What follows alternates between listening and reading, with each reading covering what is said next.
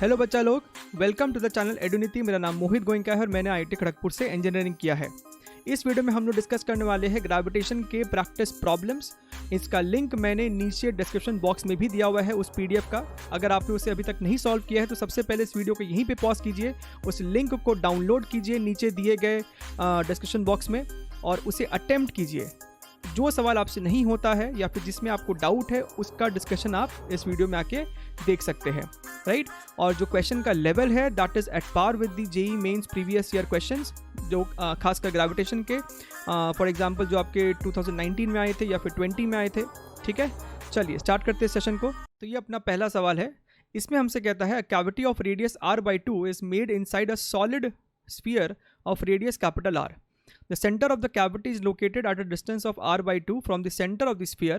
The gravitational field at a point P that is at a distance r/2 from the center of the sphere and lying on the opposite side of the cavity on the line joining both the centers of sphere and cavity is how much? ठीक है, तो ये figure आपके सामने बना हुआ है। आपके पास एक सॉलिड स्फीयर था, राइट, जिसका मास कैपिटल M था, right, where M is mass of the sphere. इस पूरे स्फीयर का मास M था। फिर हमने उसमें से एक छोटा सॉलिड स्फीयर कट करके निकाल दिया है जिसका रेडियस r/2 है। ये वाले सॉलिड स्फीयर का रेडियस r/2 था जिसे हमने कट करके निकाला है। सेम कॉन्सेप्ट और ऑलमोस्ट सिमिलर अप्रोच का सवाल आपको इस बार भी जेईई मेन 2021 मार्च अटेम्प्ट में पूछा गया था। ठीक है, so it is very very relevant over here. अच्छा, इस ऑप्शन में थोड़ा सा प्रॉब्लम है, यहाँ पे किसी में भी M नहीं होगा, सो बी वेरी केयरफुल। ये थोड़ा सा मिस्टेक है, यहाँ पे कहीं पे भी M नहीं है। हमसे पूछ रहा है बताइए what is the gravitational field at this point P due to this remaining structure. ठीक है, अच्छा, सबसे पहले तो हमें ये जानना है कि अगर पूरे सॉलिड स्फीयर का मास कैपिटल M है तो ये वाले सॉलिड स्फीयर का मास कितना होगा। ये वाले सॉलिड स्फीयर का मास कितना था जिसे हमने कट करके निकाला। ठीक है, तो ये छोटी छोटी चीज़ जो हम जल्दी कर सकते हैं, ध्यान से देखिए। ये आपको एक यूनिफॉर्म डेंसिटी का स्फीयर था, राइट। सो हम यहाँ पे कह सकते हैं since density is uniform mass is proportional to volume and volume is your 4/3 πr³, right. यानी कि हम कह सकते हैं कि mass is proportional to radius cube.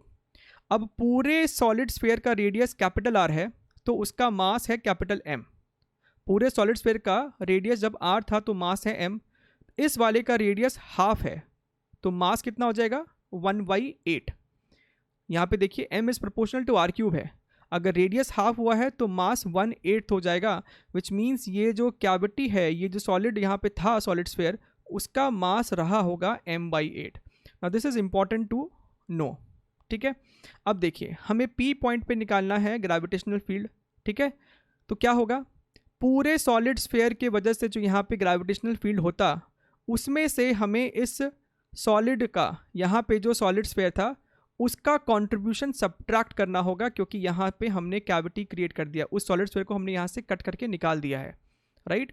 So gravitational field at point P is going to be gravitational field due to solid sphere minus gravitational field due to this cavity वाला sphere. यहाँ पे जो स्फीयर था उसे subtract कर देंगे total वाले में से। ठीक है, अब P पॉइंट, जब ये पूरा सॉलिड स्फीयर था तो P एक अंदर वाला पॉइंट है और एक इनसाइड पॉइंट के लिए ग्रेविटी लिखने का जो फॉर्मूला होता है that is Gm(r) small r, where small r is r/2 divided by radius cube which is r³ minus minus, right. अच्छा, अब ध्यान से देखिए, हमें कैविटी वाले की वजह से लिखना है, तो यहाँ पे जो सॉलिड स्फीयर था उसके लिए P एक एक्सटीरियर पॉइंट है तो सिंपल रहेगा Gm/r²। G इसका मास जो है वो आपको m/8 है डिवाइडेड बाई, और डिस्टेंस लेंगे हम लोग सेंटर से, इसके सेंटर से लेके P तक का distance, and that is going to be how much. यहाँ से लेके यहाँ तक आपको r/2 है और यहाँ से लेके यहाँ तक भी r/2 है, विच मीन्स r हो जाएगा distance. So this is your r²। ठीक है, अच्छा क्या हो रहा है यहाँ पे देखिए, this is your Gm/2r² minus यहाँ पे आपको दिखेगा Gm/8r², right.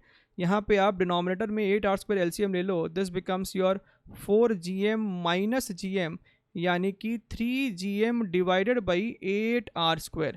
This is your gravity, ठीक है।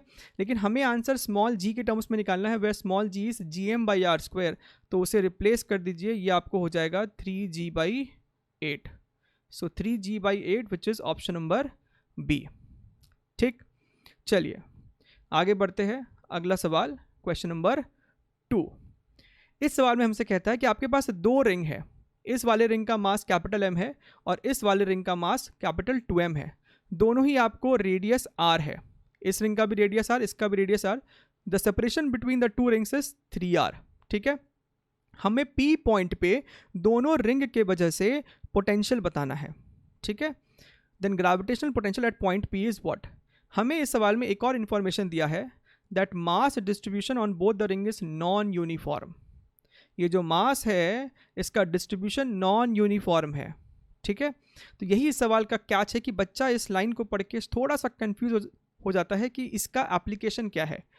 तो बता दूं कि पोटेंशियल निकालने के लिए, पी पॉइंट पे पोटेंशियल निकालने के लिए मास का इरेगुलर डिस्ट्रीब्यूशन होने से कोई फ़र्क नहीं पड़ता है, कोई फ़र्क नहीं पड़ता है। अगर आपको इसका डेरिवेशन या फिर ये कॉन्सेप्ट ध्यान में हो, मान लीजिए आपके पास एक रिंग है, ठीक है, और हमें रिंग के x दूरी पे यहाँ पे इसके वजह से पोटेंशियल निकालना है।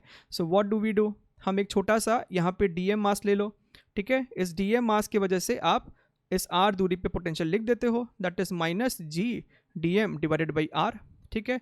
फिर से आप यहाँ पे एक छोटा सा एलिमेंट ले लो, उसके वजह से फिर से लिख दो, ये डिस्टेंस तो r ही रहने वाला है, ठीक है। और फिर सबको आप ऐड कर दोगे, राइट।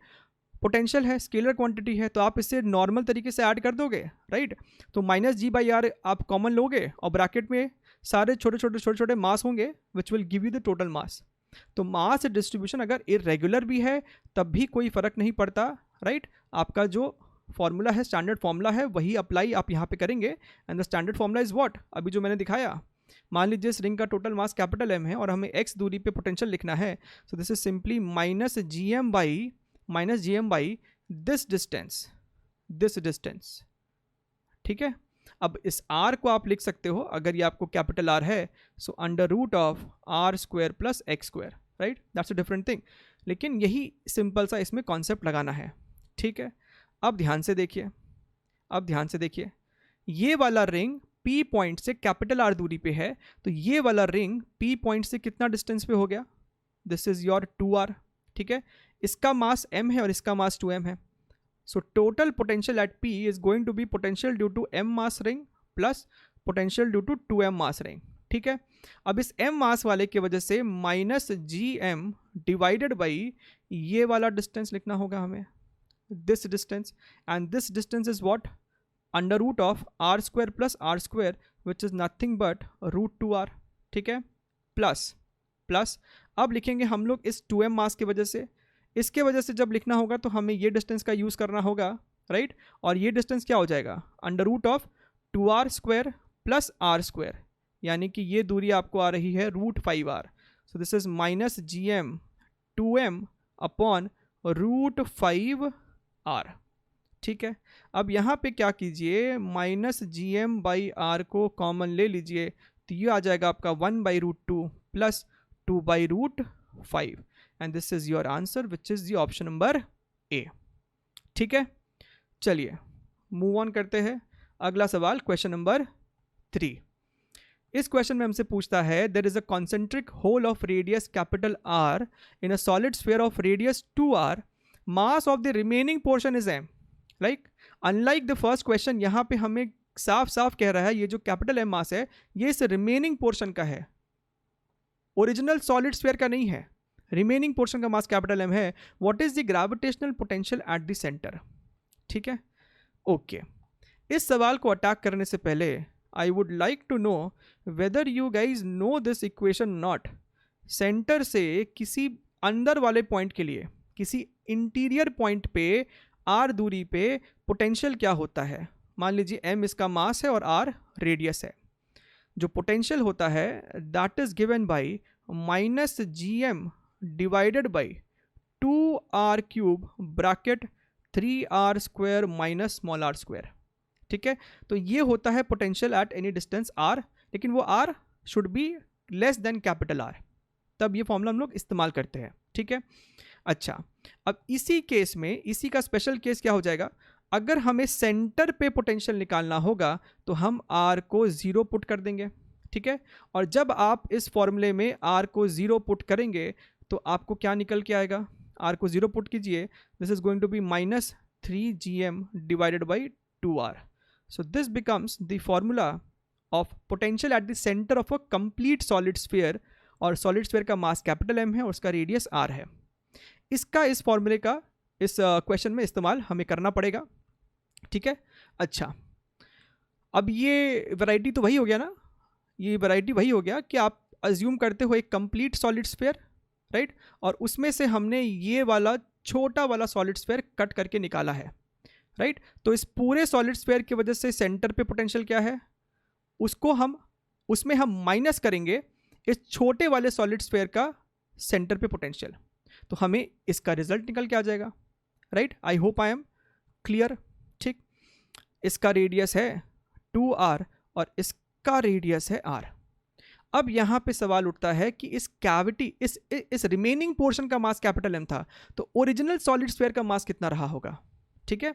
अब ध्यान से समझिए, डेंसिटी तो यूनिफॉर्म है, सो हम पहले इस m के मदद से डेंसिटी निकाल लेंगे और फिर इस डेंसिटी को हम इसके वॉल्यूम से मल्टीप्लाई कर देंगे, तो हमें इसका मास निकल आएगा इन terms of capital M, right. I hope I am clear. चलिए निकालते हैं। डेंसिटी क्या हो जाएगा इस वाले के केस के लिए, mass upon volume, and volume is what 4/3 pi 2r³ minus r³, right. So 2r³ आपका हो जाएगा 8r³ minus r³ multiplied by इसका volume that is 4/3 pi r³, oh sorry this is your 2r, so this is your 8r³, ठीक है। अब ध्यान से देखिए, आपका 4/3 पाई कैंसिल हो जाएगा, r³ भी कटेगा और आपके पास बचने वाला है 8m/7। सो इस वाले सॉलिड स्फीयर का कंप्लीट सॉलिड स्फीयर का मास 8m/7 है, सो डेफिनेटली इसका मास m/7 होगा, है कि नहीं। 8m/7 में से m/7 जब सब्ट्रैक्ट करोगे तो आपको m बचेगा which is the mass of this remaining portion, ठीक है। चलिए, अब तो काम ही खत्म हो गया। Potential is equal to potential due to this body, इसको बोला बॉडी नंबर 1, इसको बोला बॉडी नंबर 2, सो v1 माइनस v2, ठीक। अब 1 के वजह से सेंटर पे पोटेंशियल क्या है, लगाइए ये वाला फॉर्मूला, -3g इसका वाला mass that is 8m/7 divided by 2 times radius, और इसका रेडियस है 2r, ठीक है, माइनस अब v2 इसके वजह से सेंटर पे पोटेंशियल, ठीक है, माइनस साइन इसके लिए भी आएगा तो माइनस माइनस प्लस हो जाएगा, ठीक। 3g इसका मास है m/7 divided by 2 times radius, और इसका रेडियस तो r ही है, ठीक है। अच्छा, अब देखिए, अब आपको यहाँ पे बेसिकली बस सिंप्लीफाई करने की ज़रूरत है। क्या कर सकते हैं हम लोग, लेट अस टेक gm/r और अदर gm/2r एज कॉमन, ठीक है। यहाँ पे gm/2r को कॉमन ले लिया तो क्या क्या बचा, देखिए ये 2 और 8 को आपको कट करके 4 बन जाएगा, राइट। आपके पास ऊपर में बच रहा है -12 डिवाइडेड बाई 7, राइट, प्लस यहाँ पे gm/2r था तो आपके पास यहाँ बचेगा 3/7, ठीक है। अच्छा, तो यहाँ पे 7 कॉमन ले लिया, -12 + 3 आपका कितना हो जाएगा, -9। This is your gm/2r, so we are getting -9 gm divided by 14r, and this is matching up with option number D, ठीक। चलिए आगे बढ़ते हैं, अगला क्वेश्चन नंबर 4। नाउ पिछले सवाल में हमने जो फॉर्मूला इस्तेमाल किया था, potential at any interior point right inside a solid sphere, उस फॉर्मूले का इस्तेमाल हमें इस सवाल में भी करना पड़ेगा हमारे क्वेश्चन नंबर 4 में। इसमें हमें क्या कहता है, A small ball of mass small m is released at a height of capital R above the earth surface। तो ये पार्टिकल है जिसका मास m है और उसे r दूरी से रिलीज किया गया। अब यहाँ पे आपको एक टनल है जिसका लेंथ कैपिटल R ही है और यहाँ पे एक स्प्रिंग है having a spring constant capital K। तो ये पार्टिकल आएगा स्प्रिंग के साथ टकराएगा और इसे कंप्रेस करेगा, ठीक है, स्प्रिंग को कंप्रेस किया होगा। हमसे ये भी बताया गया है कि जब इसने स्प्रिंग को कंप्रेस किया है, spring is compressed by a distance of r/2, the maximum depth of the ball to which it goes is r/2 inside the earth. ठीक है, तो ये जो डिस्टेंस है ये r/2 है, विच मीन्स ये वाला डिस्टेंस भी r/2 होगा। This is your r/2। ठीक है, ये स्प्रिंग में मैक्सिमम कंप्रेशन आ पाया है। तो हमसे पूछ रहा है कि बताइए what is the value of spring constant in terms of G, M and R. ठीक है, so this is a very standard question of energy conservation. ये आपका इनिशियल सिचुएशन है और ये आपका फाइनल सिचुएशन है। So we are going to write kinetic initial potential initial is equal to kinetic final plus potential final. ठीक है, अच्छा, शुरुआत में पार्टिकल रेस्ट पे था तो काइनेटिक तो जीरो ही हो गया, राइट। पोटेंशियल की अगर बात करें तो पोटेंशियल एनर्जी लिखाएगा, वो क्या हो जाएगा देखिए, minus G M M divided by distance from the centre. तो सेंटर से दूरी टोटल 2r है, तो यहाँ पे लिख दिया हमने 2r। This is equal to final kinetic energy भी जीरो होगा, रेस्ट पे आ गया होगा। ठीक है, मैक्सिमम जब स्प्रिंग को कंप्रेस किया है, माइनस पोटेंशियल एनर्जी जब लिखेंगे तो अभी अभी हमने देखा है कि हाउ टू राइट पोटेंशियल। इस पॉइंट पे पोटेंशियल लिखेंगे और उस पोटेंशियल को स्मॉल m से मल्टीप्लाई कर देंगे टू राइट पोटेंशियल एनर्जी। ठीक है, तो स्मॉल m तो लिख ही दिया और इस पॉइंट पे जो पोटेंशियल होगा that is going to be, अभी देखा था हमने, gm divided by 2r³ bracket 3r² minus small r², और यहाँ पे स्मॉल r जो है वो r/2 ही है, राइट। सो r/2 का होल स्क्वायर करेंगे तो r²/4। ठीक है, इसके अलावा यहाँ पे स्प्रिंग पोटेंशियल एनर्जी भी होगा, that is your half k, और स्प्रिंग में जो कंप्रेशन आया है वो r/2 का आया है, यानी कि r²/4। ठीक है, अच्छा, अब देखिए, अब आपको बस इसे सिंप्लीफाई करना है, there is not much left, this is equal to this, right. यहाँ पे जब आप इसको एलसीएम लेंगे तो ये होगा आपका 12 - 1 विच इज 11r², और यहाँ पे एक r³ है तो नीचे आपके पास सिर्फ r बचेगा। This is gmm divided by 2r multiplied by, यहाँ से निकल के आया था मेरा 11/4 प्लस हाफ k r²/4।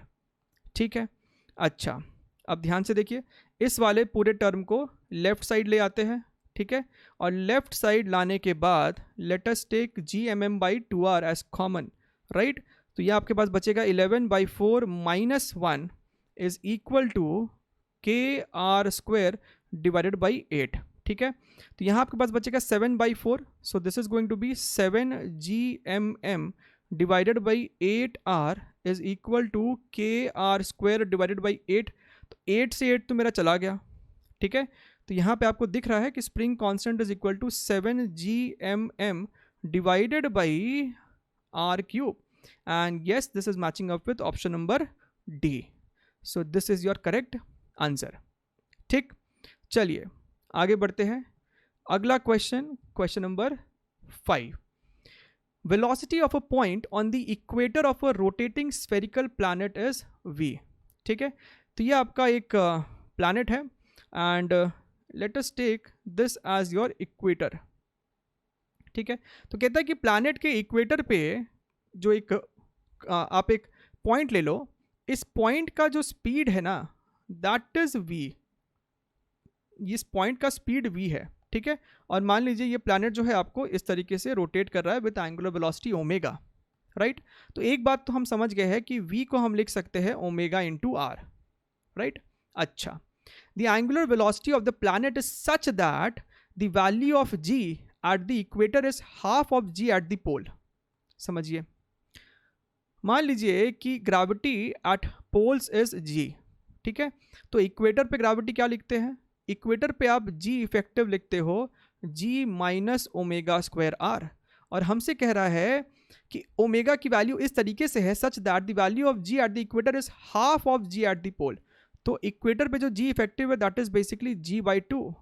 तो ये कंडीशन का इस्तेमाल करते हुए यहाँ से देखिए हमने क्या निकाला, this is your g/2 is equal to omega square r, और हमने ओमेगा निकाल लिया that is g/2r under root. ठीक है, इसका मतलब हम v लिख सकते हैं, v is equal to omega into r, so omega is g/2r multiplied by r, so this becomes under root gr/2। 2। अब हमसे कह रहा है determine the escape velocity for a polar particle on the planet as a function of v। ठीक है, तो यहाँ से आपने किसी पार्टिकल को फेंका विथ एस्केप वेलोसिटी, तो वो वेलोसिटी कितनी होनी चाहिए इन टर्म्स ऑफ स्मॉल v। तो एस्केप वेलोसिटी जो होता है उसका फॉर्मूला तो सिंपल सा है, 2gm/r। ठीक है, 2gm/r, और इसे हम एक और तरीके से मैनिपुलेट करके लिख सकते हैं, आई होप आपको पता होगा। अगर नीचे ऊपर हम r से मल्टीप्लाई और डिवाइड कर दे तो ध्यान से देखिए ये कैपिटल gm/r² आपका स्मॉल g ही है, तो इस तरीके से भी हम एस्केप वेलोसिटी को याद रखते हैं। This is nothing but √2 into √gr, और आप ध्यान से देखिए यहाँ से हम √gr को लिख सकते हैं √2 multiplied by v। This is √2 multiplied by v, so eventually 2v becomes your correct answer. This is your option number B. ठीक, चलिए आगे बढ़ते हैं। अगला question, question number 6। A geostationary satellite orbits around the earth in a circular orbit of radius 36,000 kilometre. तो ये आपका वो सैटेलाइट है and this distance is given as 36,000 kilometre. Then the time period of a spy satellite orbiting a few hundred kilometer above the Earth's surface, above the Earth's surface, यानी कि ये जो total distance हो गया centre से, ये distance कितना हो जाएगा 6400 प्लस 100, तो ये वाला डिस्टेंस हमारे पास है 6500 किलोमीटर। ठीक है, अच्छा, then the time period of a spy satellite orbiting a few hundred kilometer above the Earth's surface is how much? Right, अब ये आपका अर्थ है ना, अर्थ का जियो स्टेशनरी सैटेलाइट जो होगा उसका टाइम पीरियड अर्थ के टाइम पीरियड के बराबर ही होगा, यानी इसका टाइम पीरियड हमें पता है 24 आवर्स, तो हमसे इस वाले का टाइम पीरियड पूछ रहा है। अगर हमें T1 पता है तो हमसे T2 पूछा जा रहा है। ठीक है, हमें R1 पता है और हमें R2 भी पता है। Right, now we know that this time period is proportional to r की पावर 3/2। ठीक है, अब इस कॉन्सेप्ट पे बेस्ड भी सवाल खूब पूछा गया था जेईई मेन 2021 मार्च में भी और एंड इवन फेब में भी। तो हम इस प्रोपोर्शनलिटी का फायदा उठाते हुए लिख सकते हैं that T2/T1 is equal to R2/R1 whole to the power 3/2। Right, so T2 is equal to, T1 को उधर ले चलो और T1 की वैल्यू हमें पता है 24 है ब्रैकेट, R2 की वैल्यू हमें 6500 पता है और R1 की value is 36,000 whole to the power 3/2। ठीक है, अच्छा, अब देखिए ये 2 0 यहाँ से चले गए, 24, इस चीज़ को हम इस तरीके से भी लिख सकते थे, दैट इज 65/360 राइट इनटू √65/360। ठीक है, अब देखिए यहाँ पे चारों आंसर जो है वो आपको काफ़ी दूर दूर है, तो थोड़ा बहुत अप्रॉक्सीमेशन और स्मार्ट अप्रॉक्सीमेशन हम यहाँ पे कर सकते हैं। ध्यान से देखिए तो 65 का अंडर रूट अप्रॉक्सीमेटली 8 हो जाएगा और 361 का अंडर रूट अप्रॉक्सीमेटली 19 हो जाएगा। ठीक है, ये सब स्क्वायर्स आपको याद होना चाहिए।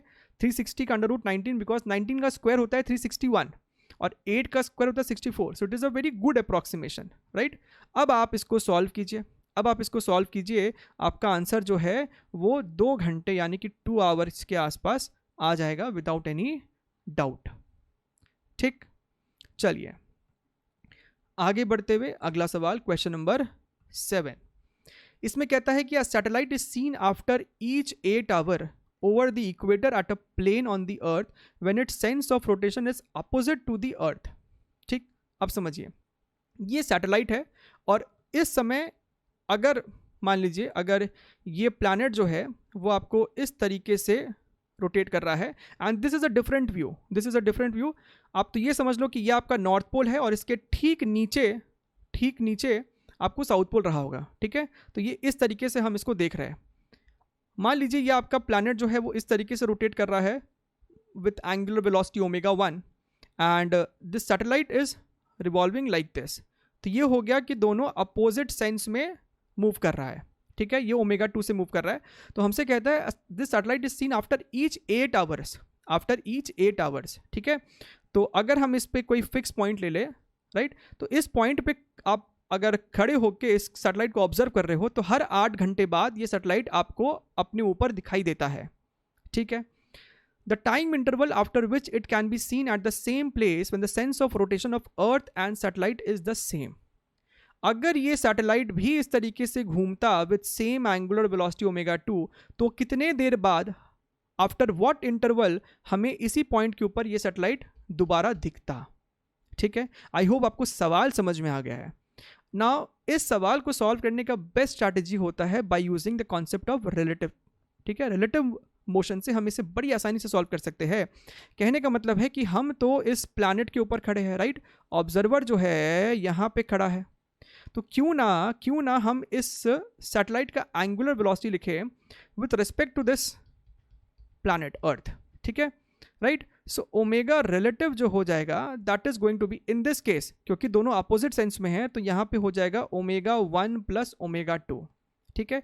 अब आपने जैसे ही ये रिलेटिव कॉन्सेप्ट को इस्तेमाल किया, which means this planet has come to rest, ठीक है। ये अब आपके लिए रुक चुका है, राइट। इसका मतलब अगर ये रुक गया है और सिर्फ यही रिवॉल्व कर रहा है तो इसको कितना देर लगेगा दोबारा से यहाँ पे आने के लिए, इसको कितना देर लगेगा दोबारा से एक चक्कर काट के आने के लिए। The time is going to be equal to 2 pi divided by omega relative. The time is going to be 2 pi divided by omega relative, ठीक है। अच्छा, so this t is equal to 2 pi divided by omega 1 plus omega 2, और ध्यान से देखिए तो हम इस ओमेगा 1 को लिख सकते हैं 2 pi by T1 plus 2 pi by T2, ठीक है। तो यहाँ पे ध्यान से देखिए 2 पाई जो है आपका वो कैंसिल हो जाएगा, राइट। हमें यहाँ पे t दिया हुआ है that is 8 hours, every 8 hour it is visible. 1 divided by this is 1 by T1 यानी कि ये आपका क्या है, ये तो अर्थ है ना, तो इसका टाइम पीरियड 24 घंटा होगा, प्लस 1 बाई T2, ठीक है। इसको यहाँ पे थोड़ा बहुत सॉल्व कर लेते हैं। So this is going to be, इसको लेफ्ट साइड ले चलते हैं, so this is going to be 1 by 24 plus 1 by T2 is equal to 1 by 8। तो यहाँ से हम कह सकते हैं that 1 by T2 is equal to 1 by 8 minus 1 by 24 LCM लिया तो 3 माइनस 1 यानी कि 2 बाई 24, यानी कि आपका जो T2 आ रहा है that is going to be 12 hours. तो हमें पता चल गया कि सैटेलाइट को एक चक्कर लगाने में कितना समय लगता है, दैट इज योर 12 आवर्स। तो अब हमें वो टाइम निकालना है कि अगर ये वाला सैटेलाइट भी इसके सेंस में ही रोटेट कर रहा है, यानी कि इस तरीके से रोटेट कर रहा है, then after what interval this satellite will be visible, right. हर कितने टाइम बाद वो हमें एक ही पॉइंट के ऊपर दिखाई देगा।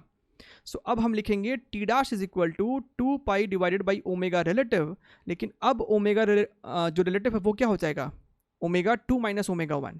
This is going to be omega 2 minus omega 1, क्योंकि दोनों का सेम सेंस है, ठीक है। सो इसे हम क्या लिख सकते हैं, 2 पाई डिवाइडेड बाई ओमेगा 2 को लिखोगे आप 2 pi by T2 minus 2 pi by T1, right. 2 पाई तो आपका कट जाएगा, इसे थोड़ा बहुत रीअरेंज करेंगे तो ये आपको निकल के आ जाएगा T1 T2 divided by T1 minus T2, and T1 is your 24, T2 हमने सॉल्व किया 12, 24 minus 12, so this is going to be 24 hours. तो हर 24 घंटे बाद वो आपको दिखाई देगा, ठीक। चलिए आगे बढ़ते हैं, अगला सवाल, question number 8। A planet revolves around the sun in elliptical orbit. The aerial velocity dA by dt of the planet is this much. The least distance between the planet and the sun is this. तो हमें ये least distance r दिया हुआ है, right? Then the maximum speed of the planet is how much? तो हमसे ये Vmax पूछ रहा है। आपको पता होना चाहिए कि maximum speed तभी होता है जब वो sun के सबसे नज़दीक होता है। अच्छा, ये जो aerial velocity का फॉर्मूला हमें इस्तेमाल करना है, ये आपको सेम पूछा गया था जेईई मेन 2021 मार्च अटेम्प्ट के एक शिफ्ट में, जहाँ पे आपसे पूछा गया था कि dA बाई dt की वैल्यू क्या होती है, और आपको वहाँ पे 4 ऑप्शन दिया गया था, राइट। उसका सॉल्यूशंस भी अपलोडेड है इसी चैनल के प्लेलिस्ट में, you can go and check them out. सबका लिंक नीचे डिस्क्रिप्शन बॉक्स में आपको मिलेगा। dA बाई dt का फॉर्मूला होता है L by 2m, where L is the angular momentum, 2 is constant, m is mass of this planet, ठीक है। अब देखिए so dA/dt is equal to angular momentum. जब पार्टिकल यहाँ पे है तो इस समय एंगुलर मोमेंटम लिखना बहुत आसान है। This is simply your mv max multiplied by this perpendicular distance small r upon 2m। तो यहाँ पे ध्यान से देखिए, आपका m से m तो खत्म हो गया and we can simply write v max is equal to 2/r multiplied by dA/dt। ठीक है, सो 2/r हमें सवाल में दिया हुआ है ना, ये रहा आपका 2 × 10⁻12 मल्टीप्लाइड बाई, और ये आपका एरियल वेलोसिटी 4 × 10⁻16। ठीक है, अच्छा, सो ये आपका 2 से 2 कैंसिल हो जाएगा, दिस बिकम्स योर 10⁴। सो यहाँ पे हमें दिख रहा है this is 40 kilometres per second. This is your option number D. ठीक, चलिए आगे बढ़ते हैं। अगला सवाल, question number 9th। Find the gravitational potential energy of a point mass m0 and a thin uniform rod of mass m0 and length l if they are located along a straight line at a distance small d measured from the centre of the rod. आपको diagram यहाँ पे दिया हुआ है, ये आपका rod है, इसके सेंटर से इस पार्टिकल की दूरी है स्मॉल d, रॉड का लेंथ है l, रॉड का मास है m0। इन दोनों के बीच का पोटेंशियल एनर्जी हमसे पूछा जा रहा है। ठीक, तो बड़ा ही स्टैंडर्ड पैटर्न है, जेई मेंस पे एकदम सेट पैटर्न है। ये सिंपल तरीका है इसका, इस पार्टिकल से x दूरी पे जाके dx थिकनेस का एक छोटा सा यहाँ पे एलिमेंट कंसिडर कर लीजिए। ठीक है, x डिस्टेंस पे जाके हमने ये एक dx थिकनेस का एलिमेंट लिया है।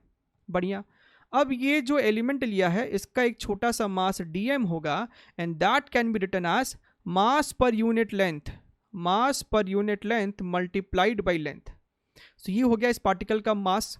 अब ये dm वाले पार्टिकल और इस m0 के बीच का हम एक छोटा सा पोटेंशियल एनर्जी लिख सकते हैं, that is going to be -g dm into m0 divided by x, right. Okay, so du is equal to -g, ये m0 बाई x है, और इस dm को हम लिख सकते हैं m0 by l into dx।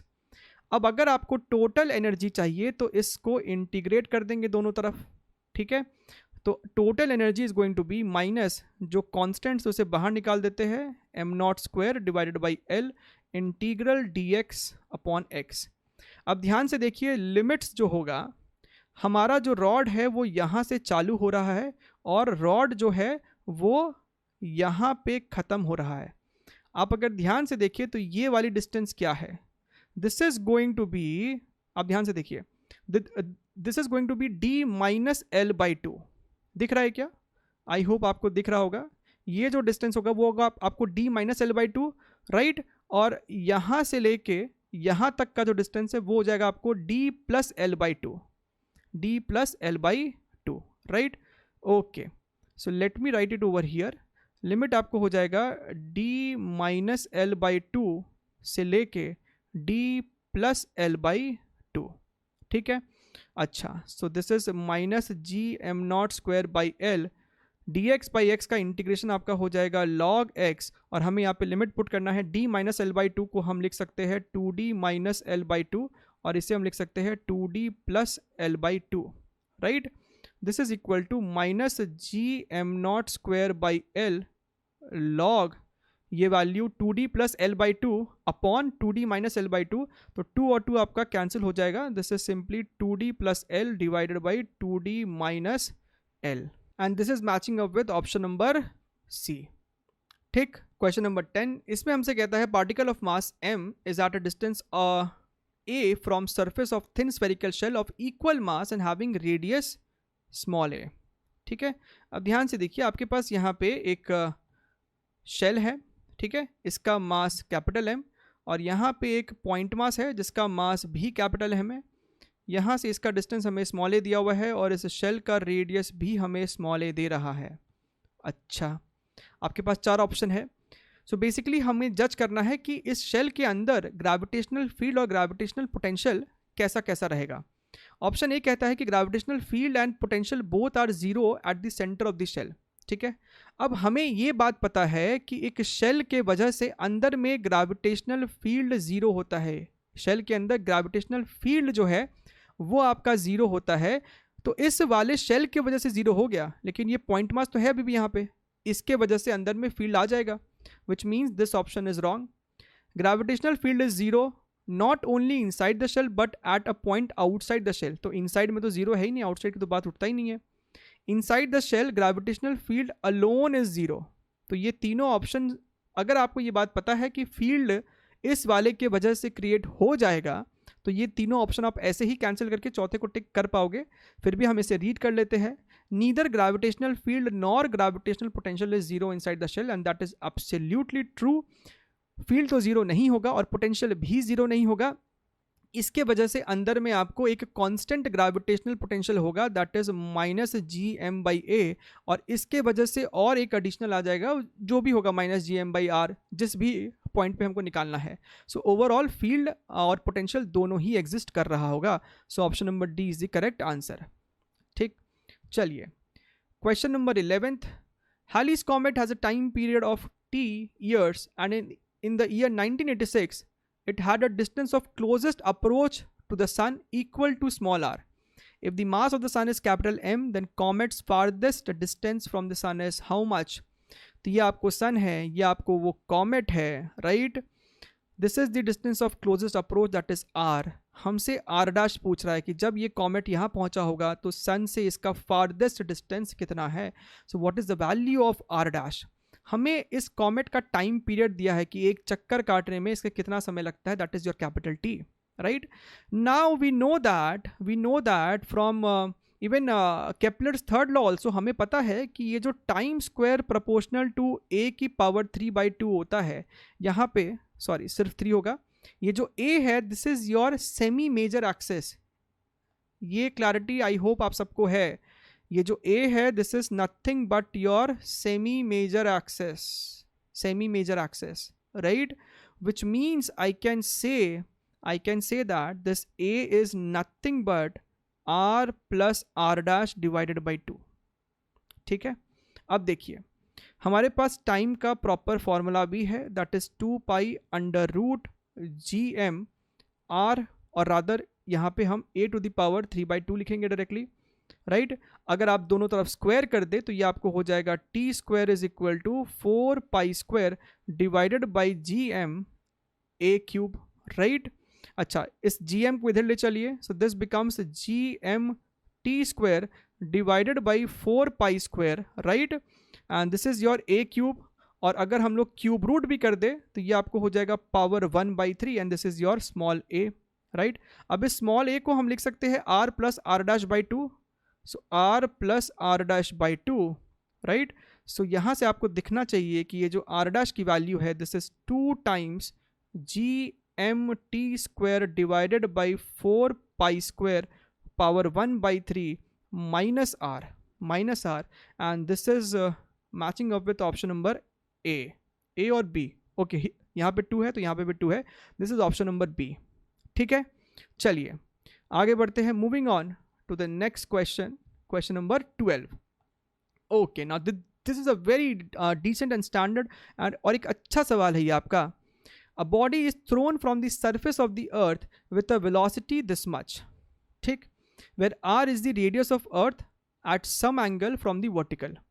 If the maximum height reached by the body is r/4, then the angle of projection with the vertical is how much?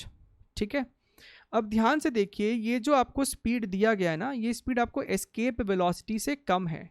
Escape velocity जो होता है that is √2gr, and this velocity is definitely less than escape velocity, यानी कि ये particle escape तो किया नहीं है। दूसरी बात, इसे किसी एंगल पे फेंका गया, अगर इसे हम डायरेक्टली वर्टिकली ऊपर फेंकते तो ये ऊपर जाता, इसकी वेलोसिटी एग्जैक्टली 0 होती और ये स्ट्रेट लाइन पाथ फॉलो करते हुए नीचे गिर जाता, राइट। अभी इसे आपने फेंका एक एंगल पे और एक वेलोसिटी ऐसा है जो कि लेस देन एस्केप वेलोसिटी है, राइट। अब जो इसका पाथ होगा that is going to be something like this, the path is going to be somewhat और rather not somewhat but elliptical, path आपको कुछ ऐसा एलिप्टिकल होगा, राइट।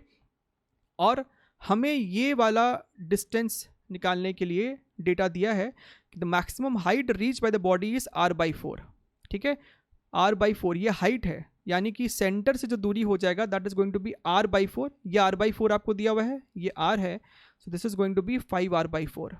ठीक है, हमसे ये पूछ रहा है कि ये वाली एंगल कितनी है, what is this angle theta, right. I hope the question is clear.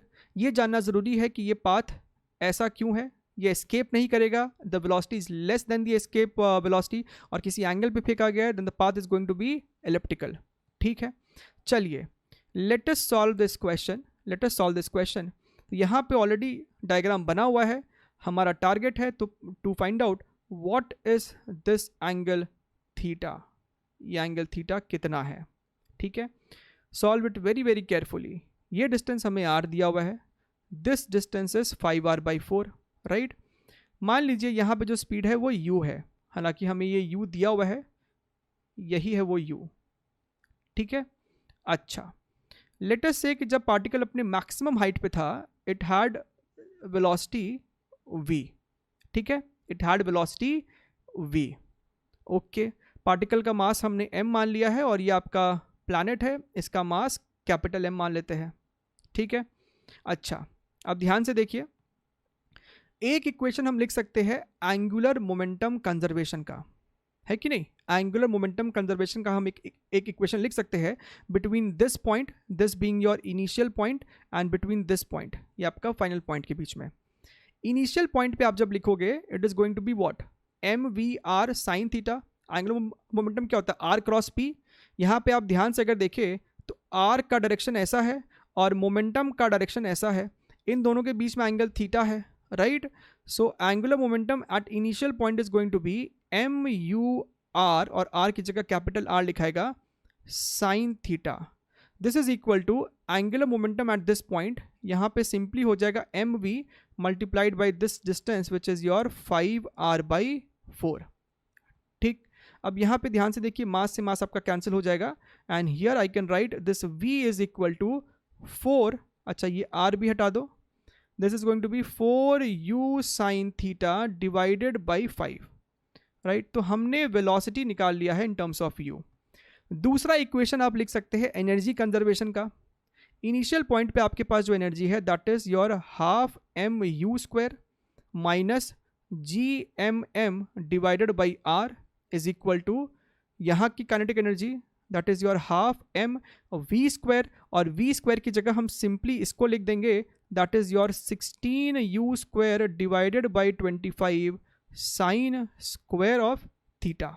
ठीक, माइनस इस पॉइंट पे potential energy that is your gmm divided by ये डिस्टेंस 5r/4, तो 5r और 4 जो है वो ऊपर चला गया।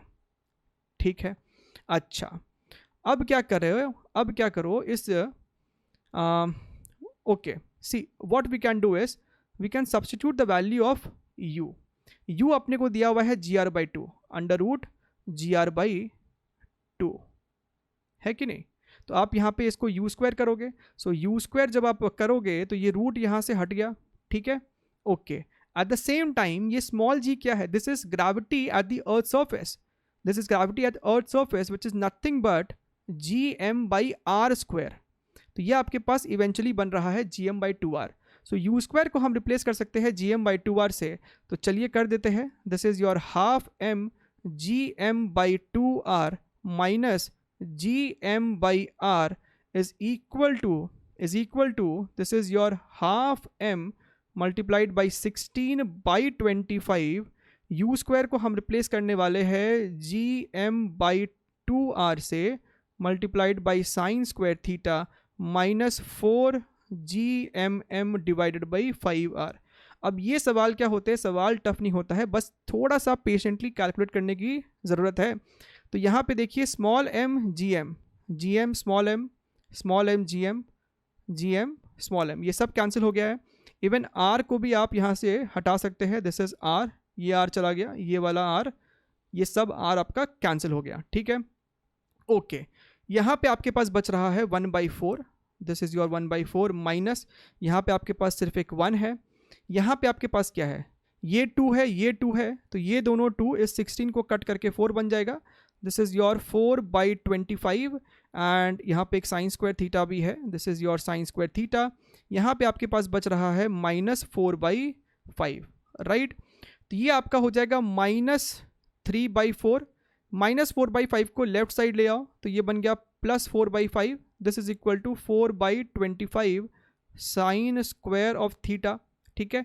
यहाँ पे देखिए, यहाँ पे आप 20 एलसीएम ले लो तो ये आपका कितना हो जाएगा, this is going to be your 16 minus ये आपका हो जाएगा 15, right, is equal to 4/25 sine square theta. Okay, so this is 5/4, this is 5/5। तो यहाँ से मुझे दिखाई दे रहा है कि sine square theta is nothing but 5/16, या फिर जब इसे अंडर रूट करोगे, राइट, बोथ साइड्स आप अंडर रूट करोगे तो आप लिख पाओगे theta is equal to sine of inverse √5/4 and this is the answer. तो ये हो गया आपका angle theta and this is definitely matching up with option number A. ठीक, चलिए आगे बढ़ते हैं। अपना अगला सवाल, question number 13। Okay, the rocket has to be launched from earth in such a way that it never returns. ठीक है, तो उसे हमें एस्केप वेलोसिटी से लॉन्च करना है। If E is the minimum energy delivered by the rocket launcher, what should be the minimum energy that the launcher should have if the same rocket is to be launched from the surface of the moon? Assume that the density of the earth and the moon are equal and the earth's volume is 64 times the volume of moon. बढ़िया एकदम। अच्छा, तो ये आपका अर्थ हो गया है और ये आपका मून है। ओके, डेंसिटी सेम है। अब समझिएगा, डेंसिटी सेम है, कहता है कि वॉल्यूम जो है, अर्थ का वॉल्यूम 64 टाइम्स है मून का, राइट। तो अगर अर्थ का रेडियस r है तो हम कह सकते हैं इसका रेडियस r/4 होगा, because volume is what 4/3 πr³। तो आप जब इसे क्यूब करोगे तो ये 1/64 टाइम्स आ जाएगा इसका वॉल्यूम का, ठीक है। अच्छा, एक और बात, अगर अर्थ का मास कैपिटल M है तो हम मून का मास भी लिख सकते हैं। समझिए बात को, डेंसिटी तो कांस्टेंट है, so basically mass is proportional to what r³। ये रेडियस r है तो मास m है। रेडियस अगर 1/4 हो गया, रेडियस अगर 1/4 हो गया है तो मास आपका 1/64 टाइम्स हो जाएगा। सो दिस इज m/64। तो ये मून का मास, ये आपका अर्थ का मास, ठीक है। अब हमसे कहता है कि यहाँ से जब लॉन्च कर रहे हैं तो आपको एनर्जी E देनी पड़ रही है ताकि वो एस्केप कर जाए, एस्केप कर जाए। सो बेसिकली योर एस्केप जो आप वेलोसिटी दे रहे हो, राइट, उसका जो kinetic energy that is basically capital E। अब ये काइनेटिक एनर्जी होगा क्या, what is the value of kinetic energy? Escape velocity is nothing but your √2 gm/r, right. So energy is equal to ½ mv²। हमें ये formula हालांकि पता भी होता है, फिर भी I am just deriving it over here. This is your 2 gm/r, so this becomes your gmm/r। तो इतना एनर्जी हमें देना पड़ता है ताकि वो एस्केप कर जाए। तो this is in the case of earth, right. अब जब मून पे आओगे, अगर हम मून की बात करें तो जी रहने वाला है। Mass of the planet is going to be m/64, right. Rocket का मास तो स्मॉल m ही है। अब रेडियस जो हो जाएगा that is going to be r/4। तो आपको यहाँ पे दिख रहा है this is 1/16 of gmm/R, and gmm/R is capital E, so this is your E/16, which means option number D is the correct answer. ठीक, चलिए moving on to the next question. Question number 14. A solid sphere of mass capital M and radius small a is surrounded by a uniform concentric spherical shell of thickness 2a, ठीक है, and mass 2m, right. The gravitational field at a distance 3a from the center will be how much? तो centre से किसी दूरी 3a पे हमसे क्या पूछ रहा है? तो हमसे ग्रेविटेशनल फील्ड पूछ रहा है इस पूरे सिस्टम की वजह से, ठीक है। अब एक बात को समझिए, अगर आपके पास स्फेरिकल सिमेट्री है तो किसी एक्सटीरियर पॉइंट के लिए हम लोग अज्यूम कर सकते हैं कि सारा का सारा मास सेंटर पे सिचुएटेड है, सेंटर पे सिचुएटेड है। So if you want to write gravitational field due to the entire system, इस कैपिटल M के वजह से जो फील्ड होगा that is going to be gm/r², जहाँ पे आप डिस्टेंस ये 3a ही लोगे, ये 3a ही लेने वाले हो, सो 3a का स्क्वायर हो जाएगा बेसिकली 9a स्क्वायर प्लस, अब क्या है इस 2m मास के वजह से, so g into 2m divided by again ये 3a डिस्टेंस ही लेंगे हम लोग, this is going to be 9a square. So आप 9a स्क्वायर को एलसीएम लेके ऊपर जब ऐड करोगे this is going to be your 3gm, तो यहाँ पे आपके पास आने वाला है 3gm divided by 3a square, right. So gm by 3a square basically, and this is your option number C. Option number C is the correct answer. ठीक है, तो इस पॉइंट को याद रखना है कि एक एक्सटीरियर पॉइंट के लिए, बाहर वाले पॉइंट के लिए हम पूरे के पूरे मास को सेंटर पे अज्यूम कर सकते थे। We could have directly solve by taking m plus 2m at the center, और फिर यहाँ पे 3m मास को मानते हुए हम इस पॉइंट पे ग्रेविटी निकाल देते हैं, राइट। चलिए अपना आखिरी सवाल देख लेते हैं। इस क्वेश्चन में हमसे कहता है कि test particle is moving in a circular orbit in the gravitational field produced by a mass density rho R is equal to k by R square. ठीक है, तो ये जो मास डेंसिटी है वो आपको नॉन यूनिफॉर्म है, इक्वेशन दिया हुआ है डेंसिटी का। Identify the correct relation between capital R of the particles orbit and it's time period t। ठीक है, मान लीजिए ये आपको एक पार्टिकल है जो कि r रेडियस पे ऑर्बिट कर रहा है, या r रेडियस का एक ऑर्बिट है। हमें बताना है कि इसका टाइम पीरियड और कैपिटल आर के बीच में रिलेशन क्या है। ठीक है, अच्छा अब ध्यान से देखिए, मान लीजिए कि आपको ओमेगा से घूम रहा है, ठीक है, इसके ऊपर एक फोर्स लग रहा होगा, ग्रेविटेशनल फोर्स लग रहा होगा, and that gravitational force is nothing but gm, where m is the mass enclosed in this dotted line. ठीक है, क्योंकि ये वाले मास की वजह से अंदर पे कोई इफेक्ट नहीं पड़ रहा है, राइट। सिर्फ अंदर वाले का हमको मास पता करना है, वो हम पता करेंगे अगले स्टेज में। मान लीजिए कि इस पार्टिकल का मास स्मॉल m है, so gmm by R square is equal to this gravitational force is providing that necessary centripetal force which is your m omega square capital R, right। तो m से m यहाँ पे हमारा ख़त्म हो जाएगा, और हम इसे क्या लिख सकते हैं, gm divided by R cube is equal to, omega को आप लिख सकते हो 2 pi by capital T, so 2 pi by capital T whole square, right, whole square. Okay, तो ये एक हमारे पास रिलेशन है, लेकिन हमें अभी मास नहीं पता है, तो वो मास हम निकाल सकते हैं ना, बड़ा ही स्टैंडर्ड सा तरीका होता है। अगर आपको मास निकालना है तो सबसे पहले आप एक यहाँ पे थिन एलिमेंट लेते हो, आप एक पतला सा एलिमेंटल शेल लेते हो, उसका मास निकालते हो, and then you go for integration.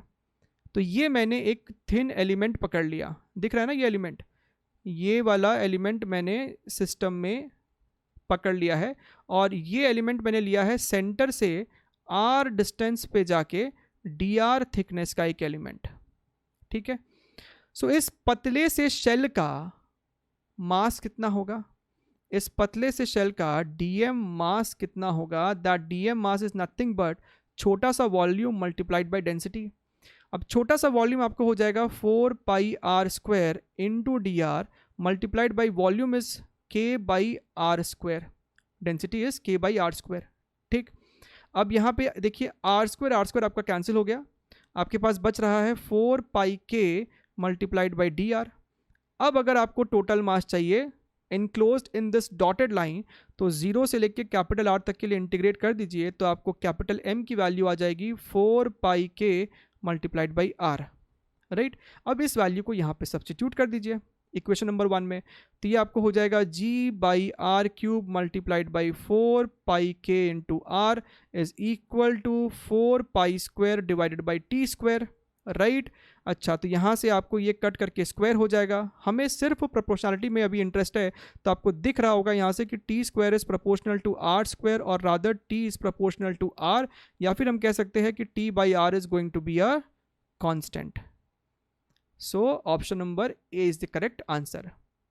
ठीक, so that was a practice session on gravitation. इसके अलावा हम लोगों ने ग्रेविटेशन के प्रीवियस ईयर क्वेश्चंस बहुत सारे सॉल्व किए हुए हैं, चाहे वो 2020 का हो, या फिर 2021 फेब अटेम्प्ट का हो, या फिर मार्च अटेम्प्ट का हो। सारा सोल्यूशंस आपको इस चैनल पे मिलेगा, और सभी का लिंक नीचे आपको डिस्क्रिप्शन बॉक्स में दिया हुआ है। ठीक है, और हम लोग ऐसे ही वीडियोज़ में मिलते रहेंगे, तब तक के लिए टेक केयर, बाय बाय।